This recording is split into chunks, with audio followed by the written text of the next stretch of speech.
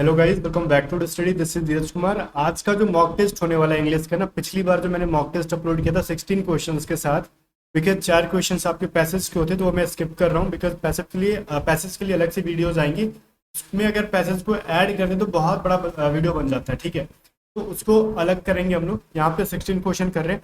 और पिछली बार जो मैंने चैलेंज दिया था, मेरे को लगता है कि 16 में से 14 तक 13 तक भी स्कोर कर पाना मुश्किल था आपके लिए। रीजन बिकॉज ये एग्जाम लेवल वाले क्वेश्चन है, आप करोगे तो खुद से आपको तसल्ली मिलने वाली है। इसके अलावा जो मैंने रगा का मॉक टेस्ट कराया था वो तो मतलब मैं कह रहा था ना, बहुत पिछली बार मैं जब रगा दे रहा था सब बोलते थे सर 30 में 30 आ गया, मेरा 28 आ गया। मैंने बोला अच्छा ठीक है चलो। इस बार जो एग्जाम के लेवल पे जाके हम लोग सेट कर रहे हैं जीके वगैरह ना, 23-24 लाने में लोगों की नानी याद आ जा रही है रगा के सेक्शन में। ओके ना, तो बने रहो ए टू जेड स्टडी के साथ, फोड़ते रहो। और साथ साथ एक चीज मैं आपको बताता हूँ, एयरफोर्स एक्शन वाई के लिए चक्षु पब्लिकेशन की तरफ से 3 बुक्स हैं। आप जिस स्ट्रीम के लिए अप्लाई किए, जिस सब्जेक्ट के लिए अप्लाई किए, उसकी एक बुक को बाई कर सकते हो। प्रैक्टिस सेट है ये। चक्षु की जो प्रैक्टिस सेट है वाई ग्रुप के लिए, सॉरी एक्स ग्रुप के लिए, जिसको हम लोग साइंस सब्जेक्ट कहते हैं, इसमें टोटल 40 प्रैक्टिस सेट्स है। ये जो वाई ग्रुप की है, जिसको हम अदर देन साइंस के नाम से जानते हैं, इसके अंदर टोटल 50 प्रैक्टिस सेट है। और एक और है एक्स एंड वाई, जिसको हम लोग science and other than science के नाम से जानते हैं, जिसके अंदर 25 प्रैक्टिस सेट है। आखिर क्या है प्रैक्टिस सेट भाई, किस तरीके से मैं दिखाता हूँ। एक्स एंड वाई की जो मिक्स है वो मैं दिखाता हूँ। ये है एक्स एंड वाई की, और इसके अंदर कंप्लीट चीजें मिल जाएगी आपको सारी। जो है ना, इस बुक का मीडियम हिंदी मीडियम में है, और सारे बुक्स का लिंक मैं आपको डिस्क्रिप्शन में दे रहा हूँ, जहां से आप बाई कर पाओगे और प्रैक्टिस सेट लगा पाओगे। सारे जो क्वेश्चन है उनके आंसर की और आंसर की के साथ आपको डिटेल में आपको सॉल्यूशंस मिल जाएंगे। तो इन तीनों बुक्स का लिंक आपको डिस्क्रिप्शन में मिल जाएगा, आप जाके वहां से बाई कर सकते हो। ओके गाइज, चलो फर्स्ट क्वेश्चन पे आते हैं हम लोग। This is a unique city experience that should not be missed. इसके अंदर क्या एरर है आप बताओगे। पहली बात तो इसके कुछ क्वेश्चंस मैंने टेलीग्राम पे जस्ट अपलोड किए थे, वीडियो अपलोड होने के कुछ देर पहले टेलीग्राम पे मैं अपलोड कर दे रहा हूँ। पोल बना के मतलब क्यूज क्रिएट करके डाल देता हूँ टेलीग्राम चैनल पे। टेलीग्राम चैनल का नाम है ए टू जेड स्टडी, या फिर डिस्क्रिप्शन में लिंक है, या फिर टेलीग्राम पे सर्च करोगे @A2Z तो 12-13 हजार बच्चे हैं, उसको ज्वाइन कर लेना। वैसे मेरे नाम से फेक चैनल बने हैं, जो कि मेरे से भी ज्यादा सब्सक्राइबर जुटा के बैठे हुए हैं वहाँ पे टेलीग्राम पे। बट बी अलर्ट, देखना A2Z स्टडी सिर्फ लिखा होगा नाम में और कुछ नहीं। ये जो चीज है ना, बहुत सारे लोग कंफ्यूज हो रहे थे, सर ए में क्यों एरर नहीं है, दिस इज अ यूनिक क्यों नहीं हो, दिस इज अ यूनिक में कह रहे ना एरर है। तो भाई सुनो, एक चीज मैं बताता हूँ आपको, दिस इज अ यूनिक सही है, बिकॉज यूनिक जो होता है ना, यूनिक, इसको हम लोग हिंदी में यू लिखते हैं, और हिंदी से कोई मतलब नहीं है इसका। इसका जो प्रोनाउंसिएशन होता है ना, वो कॉन्सोनेंट साउंड देता है। ये यू वोवेल साउंड नहीं दे रहा है। कैसा साउंड दे रहा है, यू एक कॉन्सोनेंट साउंड दे रहा है, ठीक है। यू देखो, एक यू के बारे में बताओ ना, यू को जब भी हम जैसे लिखते हैं अम्ब्रेला, तो क्या लिखते हो अम्ब्रेला, ठीक है।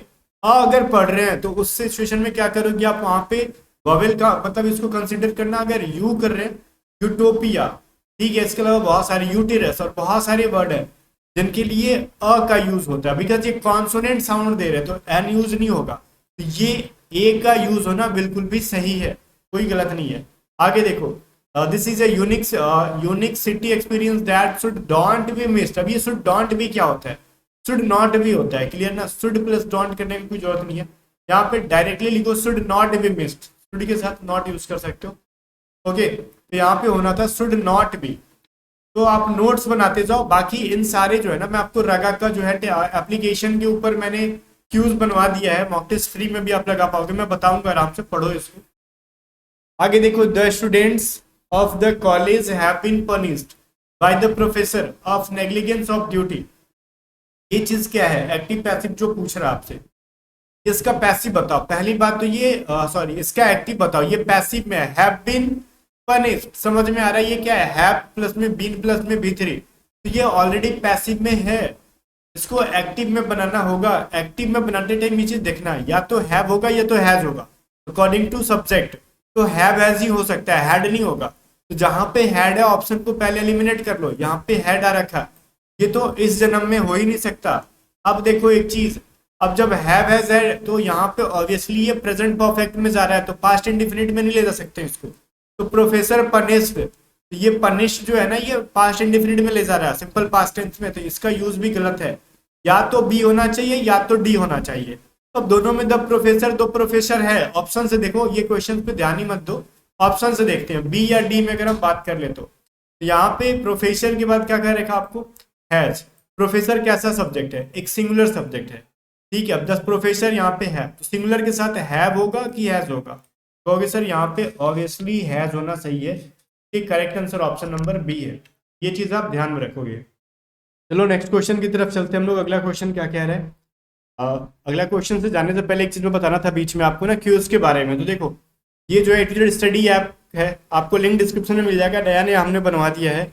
जो चीजें मैं करा रहा हूँ, मॉक टेस्ट में करा रहा हूँ ना जो यूट्यूब पे, वो फ्री टेस्ट में एक ऑप्शन है एटीट्यूड स्टडी ऐप पे फ्री टेस्ट का, ऊपर में देखना एक साइड बार होगा, उसको ओपन करोगे तो उसमें फ्री टेस्ट का ऑप्शन मिलेगा। उसमें बहुत सारे प्रैक्टिस सेट्स मिलेंगे आपको, जिसमें रगा के भी फ्री टेस्ट मिल जाएंगे, कुछ इंग्लिश के भी फ्री टेस्ट मिल जाएंगे। जो जितना भी यूट्यूब पे करा रहा हूँ मैं फ्री टेस्ट में ऐप पे ऐड कराते जा रहा हूँ। आप प्रैक्टिस के लिए उसको ज्वाइन कर सकते हो, बाकी टेलीग्राम चैनल को भी ज्वाइन कर सकते हो। तो ये सभी चीजें बहुत हेल्प करेगी। इसके अलावा अगर आप ज्यादा से ज्यादा मॉक टेस्ट लगाना चाहते हो वाई ग्रुप के लिए, तो जस्ट 100 रुपीज हमने प्राइस कर दी है। जो 149 रुपीज थी उसकी प्राइस हमने 100 रुपीज कर दी है, जिसमें वाई ग्रुप के लिए टोटल 25 प्लस टेस्ट सीरीज मिल जाएंगी, paid test series video solution के साथ। मतलब सॉल्यूशन में आपका वीडियो के तौर पे सॉल्यूशन मिलेगा, लिख के नहीं। तो वीडियो सॉल्यूशन से अच्छा होता है ना कि रेगा का पूरा कंसेप्ट क्लियर हो जाएगा, इंग्लिश का पूरा कंसेप्ट क्लियर हो जाएगा। इसको आप बाई कर सकते हो। अगर बाई करने नहीं आ रहा है तो आप व्हाट्सएप करके पूछ लेना किस तरीके से पेमेंट वगैरह करना है। इसके अलावा अगर आपको कंप्लीट वाई ग्रुप की कोर्स चाहिए तो आप 600 रुपए पे करके एयरफोर्स वाई ग्रुप की कंप्लीट कोर्स को बाई कर सकते हो, जिसमें हम लोग वाई ग्रुप के डिटेल क्लास चला रहे हैं। उसमें आपको रागा का जितना भी चीज होता है ना कि मैथमेटिक्स, रीजनिंग और जीके, वो सब चीजें पढ़ाई जाएंगी। इंग्लिश पूरा ग्रामर डिटेल में, वोकैबुलरी, पैसेज सब कुछ पढ़ाया जाएगा। तो इस बैच को ज्वाइन कर लो। इसको बैच को ज्वाइन करने का फायदा होगा कि अलग से जो मैंने ये टेस्ट सीरीज बताया ये बाई नहीं करना पड़ेगा आपको। इसके अंदर मिल जाएगा टेस्ट सीरीज, आने वाली हमारी जितनी भी पेड पीडीएफ है वो सब इसके अंदर मिल जाएगा। बाकी वीडियो क्लासेस तो मिल ही रहा है। और पिछली बार रिजल्ट का जो हमने घमसान दे रखा था ना, मतलब दबा के रिजल्ट दे रखा था, इस बार पिछली बार का भी रिकॉर्ड तोड़ने के लिए रेडी हम। चलो फिर ज्वाइन कर लो फटाक से, ऐप का लिंक डिस्क्रिप्शन में। आगे देखो एक चीज है ना, डायरेक्ट इनडायरेक्ट क्या रहा है। The hostel warden said to the inspector, Rahul arrived on Sunday from the holiday. Okay sir, इसके अंदर क्या करना है पहले बताओ। अब देखो ऑप्शन में क्या कह रहा है, ये चीज क्या है, राहुल अराइव्ड, ये क्या है, पास्ट इंडिफिनिट में है। तो पास्ट इंडिफिनिट किस में जाता है, पास्ट परफेक्ट में जाता है। तो जब पास्ट परफेक्ट में जाएगा तो विल तो लगेगा नहीं, साइड करो। हैज नहीं लगेगा, ये तो प्रेजेंट परफेक्ट में है। पास्ट का चीज हम प्रेजेंट में चेंज नहीं कर सकते। अब देखो इज है, तो इज को तो ऐसे ही एलिमिनेट कर लिया, अपने को पूरा पढ़ना नहीं था, बस यहाँ पे हैड मिल गया, खत्म कहानी। अब हॉस्टल वार्डन है कि कौन है उससे कुछ नहीं मतलब, अपने को ये हैड है वैस देख के और is am are will would देख के समझ में आ जाना चाहिए। तो नरेशन और वॉइस बनाने का यही सबसे बढ़िया तरीका है कि कम टाइम में ज्यादा से ज्यादा क्वेश्चन अटेम्प्ट कर पाएंगे इसी तरीके से। आगे देखो अगला है born with a silver spoon. ठीक है, ये एक ईडियम है, born with a silver spoon, जिसका मतलब होता है क्या मेरे को पता नहीं है, आप बताओ। मेरे बताने से पहले वीडियो को रोको, आराम से आप सोचो, आंसर बताओ क्या होगा। Born in a wealth and luxury, या फिर to be very active, refuse to yield, या फिर have a spoon in mouth when born. अब देखो कुछ लोग सोच रहे होंगे यहाँ पे सिल्वर स्पून, चांदी का चम्मच, अच्छा तो हो सकता है कि बच्चे का जन्म होता है उसी टाइम चम्मच डाल दो उसके मुंह में, तो डी आंसर कर देते हैं have a spoon in mouth when born. मतलब क्या ऐसा कोई बच्चा है जो मुंह में चम्मच लेके वो पैदा होता है, नहीं होता, तो ये तो होगा नहीं। देखो चांदी के चम्मच से जिसको अगर पालन पोषण किया जा रहा है, मतलब दूध पिलाया जा रहा है, उम्मीद मतलब एक तरीके से इमेजिन करो जिस बच्चे को जन्म लेते से ही चांदी की चम्मच से दूध पिलाई जा रही है, बहुत सारी चीजें दी जा रही है, इसका मतलब वो बहुत अमीर घर का है। गरीब घर का बच्चा चांदी चम्मच से नहीं पीता दूध, वो चम्मच में मिल जाए वो बहुत है, ठीक है। तो वो जो चीज है तो क्या होगा, born in wealth and luxury, मतलब अच्छे खासे अमीर घर में पैदा होना, इसका मतलब यही होता है। करेक्ट आंसर ये है इसका। आगे चलो अगला क्वेश्चन कह रहा है we are looking forward to have a picnic together. इसके अंदर एरर खोजो कहाँ पे है। अब सोच रहे हो कि वी आर लुकिंग, अब देखो एक चीज मैं बताता हूँ, लुकिंग फॉरवर्ड के बाद ना भले टू आता है, आप सोच रहे हो सर टू के बाद तो वर्ब का फर्स्ट फॉर्म आता है, कोई दिक्कत नहीं है, हैव है, क्योंकि यहाँ पे हैव क्या है भाई, पिकनिक में जाने के लिए यूज किया है हमने, ठीक है। ठीक है, तो यहाँ पे हैव का यूज सही है नहीं, जब भी लुकिंग फॉरवर्ड आ जाए, जैसे इसके अलावा एडिक्टेड टू, ठीक है, या फिर इसके अलावा बहुत सारी चीजें हैं, एडिक्टेड टू हो गया, लुकिंग फॉरवर्ड टू हो गया, एग्जैक्टली बहुत सारे ऐसे वर्ड्स हैं जिनके बाद टू तो आता है, लेकिन वर्ब जो होता है वर्ब का जेरेंड लग के आता है, V4 होता है। टू यहाँ पे हैव ना होके हैविंग आएगा, ठीक है, तो ये चीज याद रखोगे आप। तो एरर कहाँ पे, फॉरवर्ड टू हैव में गलत है, यहाँ पे हैविंग होना चाहिए। 100% सही है, इसमें डाउट मत करना। यहाँ पे ए नहीं होगा, हाँ ए ही होगा, बिकॉज ए में देखो दे रखा है फॉरवर्ड टू हैव। देखो कुछ लोग सोच रहे हैं ये ए है, नहीं, मैं भी वही सोच बैठा था। तो यहाँ पे ए बी सी डी बना रखा हमने, फॉरवर्ड टू हैव की जगह पे क्या होगा, फॉरवर्ड टू हैविंग। अब ये मत कहना टू के साथ हमेशा V1 आता है, टू के साथ V4 भी आता है, वो चीजें हमने पढ़ा था पेड कोर्सेज के अंदर। आगे देखो, the ability to use both right and left hands with equal expertise. One word substitutions बताओ यहाँ पे, मतलब एक ऐसा इंसान जो दोनों हाथों को, वो चाहे वो राइट हो चाहे लेफ्ट हो, दोनों को क्या कर सकता है भाई, इक्वली यूज कर सकता है। जैसे मैं बताऊं एग्जांपल के तौर पे मैं देता हूँ ना, वो 3 इडियट में था वो वायरस, ठीक है, जो प्रोफेसर थे अपने, वो देखा होगा आपने, दोनों हाथ से बोर्ड पे लिखता था, तो वही था जिसको हम लोग कहते हैं एम्बीडेक्स्ट्रस, और उस कला को कहते हैं एम्बीडेक्स्ट्रिटी, ठीक है। चलो एम्बीडेक्स्ट्रस होता है जो इंसान ऐसा कर पाता है, तो थोड़ा सा बोलने में प्रॉब्लम हो सकता है ये वर्ड को, कुछ वर्ड्स ऐसे होते हैं जिनको बोलने में कठिनाई होता है, और ये वही वर्ड है, ऑप्शन नंबर बी एम्बीडेक्स्ट्रिटी, ठीक है। आगे आ जाओ, 7 नंबर क्वेश्चन क्या कह रहा है, the committee have issued its report. इसके अंदर अगर एरर है तो बताओ, ठीक है। अब थोड़ा सा इसको अंडरलाइन कर देता हूँ मैं, यहाँ पे कहाँ पे आपको चूज करना पता चल जाएगा। तो जहाँ पे अंडरलाइन कर दिया मैंने ना, वहीं पे आपको बताना कि हैव इशूड अगर सही है तो नो सब्स्टिट्यूशन रिक्वायर्ड करो, अगर लगता है कुछ गलत है तो बताओ क्या गलत है, वर इशूइंग या फिर हैड इशूड करें या फिर आर इशूड करें। तो गाइस यहाँ पे द कमिटी, कमिटी क्या है, कहोगे कमिटी कॉमेडी है। देखो कमिटी, इसके अलावा ज्यूरी, इसके अलावा टीम, ये सारे वर्ड जो होते हैं ना, ये डिपेंड करते हैं सिचुएशन टू सिचुएशन। कुछ टाइम ये प्लूरल की तरह यूज होते हैं, कुछ टाइम ये सिंगुलर की तरह यूज होते हैं। कैसे, ये एक जो है ना एक संस्था होता है कमिटी, एक मिल के जब काम कर रहे होते हैं कोई काम, तो वो सिंगुलर हो जाते हैं, लेकिन जब भी ये बट जाते हैं, इनके बीच में बंटवारा हो जाता है, तो ये प्लूरल हो जाते हैं। जैसे सर देखो कमेटी, मान लो 10 लोगों का एक कमेटी है, 10 मेंबर है कमेटी के अंदर, सारे लोग कहते हैं ना कि नहीं हमारा जो प्रेसिडेंट है राम ही बनेगा, हमारा जो टीम का जो हेड है वो राम बनेगा, सब डिसीजन मतलब एग्री कर जाते हैं, तो वो मतलब एक यूनानिमस है, वो उनके अंदर क्या है, एकता है, सब मिलकर काम कर रहे एक टीम की तरह। तो सिचुएशन में वो क्या है, सिंगुलर हो जाएंगे, सबने राम को अपना क्या बना लिया, हेड बना लिया अपने टीम का। लेकिन ये होता है ना कभी इनके बीच में विभाजन हो जाए, ठीक है, कैसे, इनके बीच में विभाजन ऐसे हो गया कि वो सारे कुछ लोग कह रहे नहीं, एक कहता है कि राम बनेगा, एक कहता है श्याम बनेगा, एक कहता है मेरा बेटा बनेगा, एक कहता है हमारा ताऊ बनेगा। उस सिचुएशन में क्या हो जाएगा, वो सारे प्लूरल हो गए, उनके बीच में डिवीजन हो गया। पता कैसे चलेगा, पता चलेगा पढ़ के, अगर कोई वर्ड आ जाता है रिफ्यूज, रिफ्यूज आ गया तो समझ जाओ इनके बीच में कुछ चीजों का इनकार हो रहा है, मतलब कुछ टीम मेंबर इनकार कर रहा है, नहीं ऐसा नहीं होगा, तो कुछ कहता है ना ना भैया ऐसा होगा, मतलब एक रिफ्यूज वर्ड होता है, जिसे समझ में आता है ना कि, या फिर डिवाइडेड वर्ड आ जाता है। इन सभी वर्ड से तो हम पकड़ सकते हैं कि उनके बीच में बंटवारा हो रहा है। बट इस सेंटेंस में क्या है, इसमें क्या है, the committee have issued its report, तो यहाँ पे इट्स आया है, ठीक है। तो जनरली हम लोग सिंगुलर के लिए यूज करते हैं, तो उसने एक रिपोर्ट जारी किया, रिपोर्ट जब जारी किया तो सबने मिलकर जारी किया, वैसा नहीं कि जब 4 लोग का मन नहीं हो और 6 लोगों का मन हो तो रिपोर्ट जारी नहीं हो पाएगा, मतलब सारे लोगों ने मिलकर रिपोर्ट जारी किया है। जब सबने मिलके जारी किया है तो वहां पे हैव का यूज गलत है, हैड का यूज सही है, पास्ट में ही हो, सॉरी हैज का है, प्रेजेंट में है, तो यहाँ पे हैज का यूज करोगे तो हैज इशूड होगा, जो कि सी के अंदर है।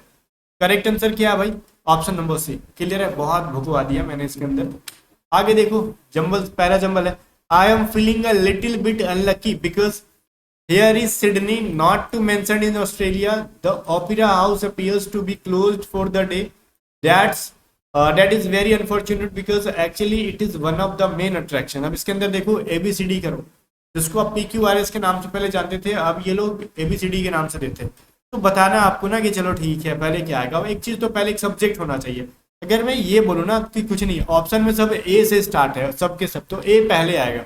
आई am feeling little bit unlucky, मैं अपने आप को थोड़ा सा अनलकी सोचता हूँ, ठीक है, सोच रहा हूँ मैं थोड़ा सा अनलकी हूँ। क्यों भाई, बिकॉज, अब बिकॉज के बाद मैं क्या करूँ, here in Sydney, not to mention in Australia. अब बिकॉज हियर जो यहाँ पे सिडनी है, जो कि अमेरिका में मेंशन नहीं है, अब जो चीज अमेरिका सॉरी ऑस्ट्रेलिया में मेंशन नहीं है, उसके लिए मैं अपने आप को अनलकी सोचूंगा, फिर तो आप साइको हो, ठीक है। तो ये तो नहीं होना चाहिए, ए के बाद बी नहीं आएगा, तो ए के बाद बी नहीं है, तो फिर ऑप्शन नंबर डी को काट लो। अब मैं ये कहूँ ना कि I am feeling a little bit unlucky because the opera house appears to be close for the day, कि हाँ ओपेरा हाउस जो है ना आज बंद नजर आ रहा है, बंद है वो। तो हाँ, हम जब कहते हैं ना कि जब हम कहीं जा रहे होते हैं किसी काम के लिए, वो काम नहीं होता है, कहते हैं आज जतरा ही खराब था, लक ही खराब था, तो उस सिचुएशन में चलो ठीक है, ये कह सकते हैं। अब बिकॉज के बाद डैट्स तो नहीं यूज करेंगे, ठीक है। तो यहाँ पे करेक्ट आंसर क्या है, डायरेक्टली यहाँ पे हम लोग ये यूज करेंगे ए के बाद सी। ये जो चीज है ना, I am feeling a little bit unlucky because the opera house appears to be closed for the day, जो ओपेरा हाउस है वो आज के लिए बंद है। क्लियर। अब इसके बाद देखो, that is very unfortunate because actually it is one of the main attraction. अब इनके बाद ये डाल दो, here is Sydney not to mention in Australia. तो यहाँ पे ए के बाद सी मिल गया तो फिर उतना पढ़ना ही नहीं था, ए के बाद सी ऑप्शन नंबर बी के अंदर था। मारो ताला लगा दो इसको, आगे बढ़ो। फिर कह रहे हैं dash you mind opening the window. देखो एक चीज मैं बताता हूँ, कुड एंड वुड में फर्क क्या होता है। कुड का भी मतलब रिक्वेस्ट, पोलाइट रिक्वेस्ट के लिए करते हैं, वुड का भी रिक्वेस्ट के लिए करते हैं, बट जब भी दोनों ऑप्शन में हो रिक्वेस्ट के लिए, dash you mind open the window मतलब वो खिड़की खोलने के लिए रिक्वेस्ट कर रहे हैं, ये बुरा तो नहीं मानोगे ना। तो उस सिचुएशन में हम लोग प्राथमिकता जो है ना, प्रायोरिटी हम लोग वुड को देंगे। क्लियर है। जो रिक्वेस्ट अगर वुड ना रहे तो कुड लगा सकते हैं, कोई दिक्कत नहीं है, लेकिन वुड और कुड दोनों है तो वुड लगाना सही होता है, ठीक है। ये इंग्लिश ग्रामर ही कहता है, तो वुड लगाया करो रिक्वेस्ट के लिए, पोलाइट रिक्वेस्ट के लिए।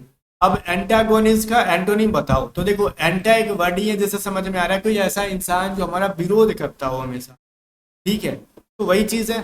तो एक एंटा से रिलेटेड आ गया। अब ऐसा इंसान जो कोई चीज को शांत कर रहा है, मतलब वो झगड़ा झंझट कुछ भी नहीं चाहता, उसको कहते हैं पैसिफाई। तो एक दूसरे के क्या हो जाएंगे, वो एंटोनिम हो जाएंगे पैसिफाई। तो मतलब इनके वर्ड्स पूरा का हिंदी नहीं पता, इनके रूट वर्ड से निकाल लो क्या इसका सही आंसर है। क्लियर है। आगे देखो 11 नंबर क्वेश्चन दे रहा है, Rohit and Amit has convinced people to leave a simpler life style. अब इसमें देखो एरर कहाँ पे, ये चीज बताओ। Has convinced a simpler life style, people to live, या फिर रोहित एंड अमित। तो गाइस यहाँ पे रोहित एंड अमित क्या है, दो लोग हैं तो प्लूरल है ना, तो ऑब्वियसली यहाँ पे हैज को हैव में बदल दो। यहाँ पे हैज ना होगा हैव होगा, दो लोग हैं, याद रखना। वर्ड नंबर देखो, we should always refrain as doing evil. अब रिफ्रेन के साथ क्या होता है, रिफ्रेन का मतलब होता है किसी चीज से परहेज करना, दूरी बनाए रखना, ठीक है, मतलब खराब काम से दूरी बनाए रखो, और उसके साथ फ्रॉम प्रीपोजिशन होता है, ठीक है, रिफ्रेन फ्रॉम होता है। ये तो मैंने टॉप 200 ग्रामर के रूल जो यूट्यूब पे भी पढ़ाए थे उसमें भी करा रखा था, फिक्स प्रीपोजिशन वाले में, तो इसमें तो कोई दिक्कत नहीं होना चाहिए। आगे देखो अगला क्वेश्चन क्या है, कह रहा है by the time they build their own house they dash in the rented house for 3 years। सुनो, अब देखो ये मैंने पढ़ाया था ना, बाय द टाइम, इनके साथ क्या है, पास्ट इंडिफिनिट है, they build their own house, तो अगला क्या हो जाएगा, यहाँ पे डायरेक्टली जब पास्ट इंडिफिनिट है तो अगले वाले में किस चीज का यूज करेंगे तो हमको समझ में आएगी वो सही रूल पे जा रहा है। तो यहीं पे मार खाते हैं मैक्सिमम लोग जब ग्रामर का खाली रट्टा मार के जाते हैं। तो देखो यहाँ पे बहुत लोग ना वुड लिव भर देंगे, कुछ लोग हैव लिव्ड भर देंगे, गलत हो जाएगा। यहाँ पे वुड हैव लिव्ड होगा, क्यों होगा उसको साइड में रखो, मतलब वुड हैव लिव्ड होगा इसको भी साइड में रखो, क्यों होगा ये चीज समझो, इसका अर्थ क्या हुआ, अंडरस्टैंडिंग समझो। बाय द टाइम से समझ में आता है ना कि हम इस समय तक का बात कर रहे हैं, कि मतलब इस समय तक हम ये जो काम करना चाहते हो जाएगा। By the time they build their own house, ठीक है, डैश मतलब ये कह रहे हैं ना कि वो इस समय तक क्या कह रहे हैं, they build their own house, उन्होंने अपना घर बना लिया। ओके, मतलब अब तक नहीं, जब तक कहते हैं इसको, मैं अब तक कह रहा हूँ कि जब तक क्या करेगा वे अपना घर बना लेते हैं, ठीक है, इस अर्थ में इसको यूज करते हैं। तो वो आगे अब क्या करें, यहाँ पे will would have been would have lived कैसे करेंगे, यहाँ पे हम अगर वुड हैव लिव्ड को फिल करते हैं तो इसका मतलब हो जाएगा they would have lived in the rented house for 3 years, मतलब जब तक वे अपना घर बना लेते हैं या फिर बना लेंगे तब तक वे क्या करेंगे, 3 साल तक किराए के घर में रहेंगे, ठीक है, तो रहेंगे। तो अब यहाँ से सवाल आता है कि ये चीज आपको जो समझ में आ रहा है तो आपने फिल कर दिया, अब हमें कैसे समझ में आएगा ये चीज बताओ सर। ठीक है, देखो ये चीज आपने पढ़ा है ना कि जब भी हम लोग मैंने कंडीशनल सेंटेंस में पढ़ाया था, इस कंडीशनल सेंटेंस में इफ क्लॉज से रिलेटेड पढ़ाए थे और एज सून एज ऐसे करके बहुत सारे रूल पढ़ाए थे आपको। देखो मैं आपको रूल यहाँ पे ना थोड़ा सा ब्रीफ में लिख के दिखा देता हूँ, ठीक है। अगर कोई सब्जेक्ट आपको दे रखा है, ठीक है, सब्जेक्ट के साथ अगर या फिर सुनो, मान लेते हैं ना कोई कंजक्शन है या फिर पास्ट का कोई चीज़ है,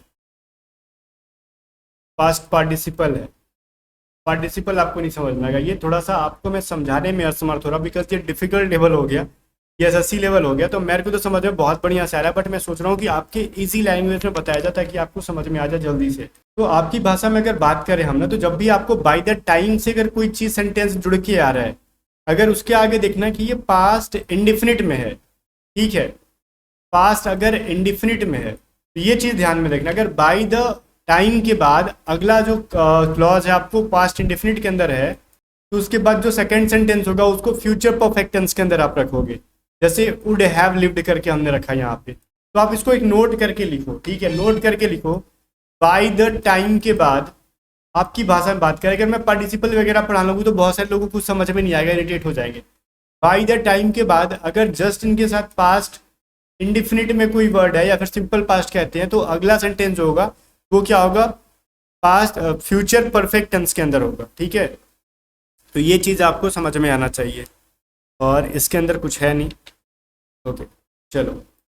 और फ्यूचर परफेक्ट में अकॉर्डिंग टू हमने क्या किया, ये सारा पास्ट में था तो विल का हमने वुड बनाया, क्लियर है।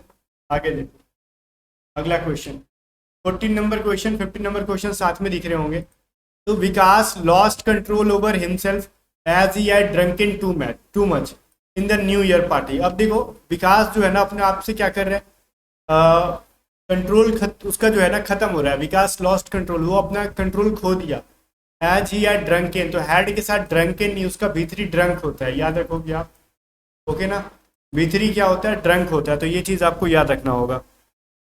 बहुत सारी चीज़ें हैं जिनको पता नहीं होता है, तो आप याद रखोगे तो समझ में आएगा। तो करेक्ट आंसर कहाँ है इसका भाई, बी के अंदर है, ठीक है। तो बी ही इसका बहुत ही बढ़िया सा आंसर है। चलो अगला क्वेश्चन देखते हैं। When a king dies his son is the dash of the dash to the throne. इसमें भी बहुत सारे लोगों को समझ में नहीं आता कि क्या सर, जो टेलीग्राम पे मैंने अपलोड किया तो फिल क्या करना है। तो इसके अंदर सिंपल सा एक वर्ड है, देखो एयर का मतलब हवा, ठीक है, ईयर का मतलब क्या होता है सुनना, अब हेयर का मतलब क्या होता है बाल। अब ये एयर पढ़ते हैं इसको, हेयर नहीं एयर, HEIR। एयर का मतलब होता है आने वाला उत्तराधिकारी, ठीक है। तो उत्तराधिकारी के लिए ऑप्शन नंबर सी। और एयर के पहले अगर AN यूज करना हो ना, AN, तो हम एन का यूज करते हैं, ए का यूज नहीं करते, ये भी याद रखो। आगे देखो पैरानोइड का पूछ रहा सिनोनिम्स। मान लो कुछ भी है ना कि पैरानोइड का पूछ रहा है आपसे, तो पैरानोइड का मतलब होता है किसी पे विश्वास नहीं करना, जो विश्वसनीय ना हो, तो उसको क्या होता है, distrustful. Correct answer option number D के अंदर था। भाई गाइस वीडियो थोड़ी सी बड़ी बनती है मेरी, लेकिन मैं कॉन्सेप्ट पढ़ाने पे फोकस करता हूँ। आप चाहो तो कह सकते हो डायरेक्टली मैं क्वेश्चन आंसर भी करा दूंगा बिना कंसेप्ट बताए, 10-15 मिनट में खत्म कर देंगे। लेकिन कंसेप्ट पढ़ना है तो फिर वीडियो को बड़ा बनाना पड़ेगा। बाकी गाइस मिलते हैं नेक्स्ट वीडियो में, तब तक के लिए जाने से पहले एक चीज़ मैं आपको फिर से याद दिला देना चाहूँगा। वो चीज़ ये है, आप हमारी पेड कोर्सेज में इनरोल हो जाते हो तो सारे कंसेप्ट को हम लोग बहुत बढ़िया से पढ़ लेते हैं वहाँ पे। और टेस्ट सीरीज अगर लेना चाहते हो तो सिर्फ टेस्ट सीरीज भी अलग से ले सकते हो। तो डाउनलोड करो टीचर स्टडी ऐप को, लिंक डिस्क्रिप्शन में, या फिर हमने जो नंबर दिया उस पर व्हाट्सअप करके पता कर लो आप।